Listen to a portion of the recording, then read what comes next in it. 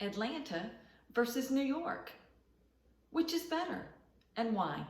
If you're thinking about making a move to one of these two cities, you need to stay tuned. My name is Teresa Fudge and I'm a running realtor with Keller Williams Realty here in Suwanee, Georgia. Welcome to my channel. I make new videos each week to teach you what you need to know about buying, selling, and living your best life here in the Suwanee, Georgia area. So hit that subscribe button and the notification bell. You don't want to miss anything. If you're thinking about making a move to Atlanta, Georgia, or New York City, you need to pay attention to these details. Today we'll break it down in several categories. New York City has a population of over 8.5 million people, compared to Atlanta with just short of 500,000. In both cities, female population is outweighing male population, at least by a couple percentage points. The median age in New York is 36.2, while the median age in Atlanta is only 33. Let's look at a few cost of living differences. Overall, Atlanta is 42.6% less expensive to live in than New York City. Atlanta housing is 61.9% less expensive than New York City. And health-related issues, in Atlanta, it's 18.5% less expensive than it is in New York. Overall, New York City is quite more expensive than Atlanta. There are several categories: food and groceries, health, housing, utilities, and even transportation. I'll put a link below to an article that'll break all of that information down for you.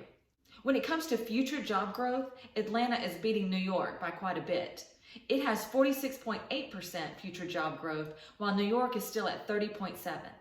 And the recent job growth for both cities, Atlanta has 2.9, while New York is at 0.5. Let's take a look at climate. On the Comfort Index, Atlanta scores 4.1% over New York. New York obviously gets much more snow than Atlanta. But when it comes to rain, we're getting about the same. The average high in July for New York is 84 degrees, while here in Atlanta it's 88 degrees.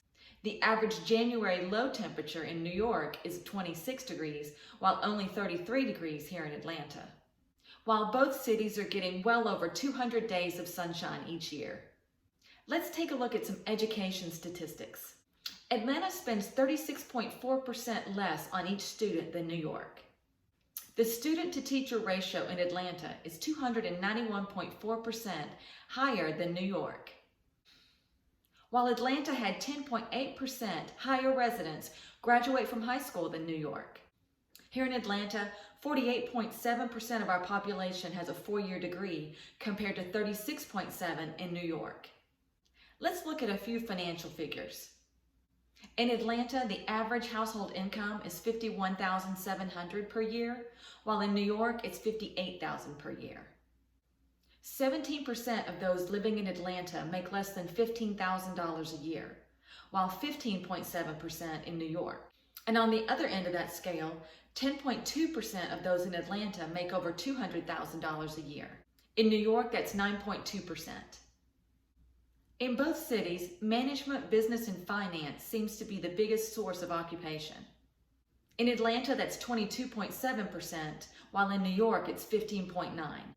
The next largest category is engineering, computer, and science. In Atlanta, it's 7.7%, and New York, it's 4.4%. In both cities, healthcare practitioners and technology occupy about 5%.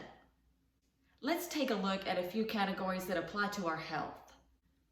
On a scale where 100 is best, let's look at the air quality for both cities. New York scores a 23.8, while Atlanta scores 31.8. We'll use the same scale, 1 to 100, for water quality.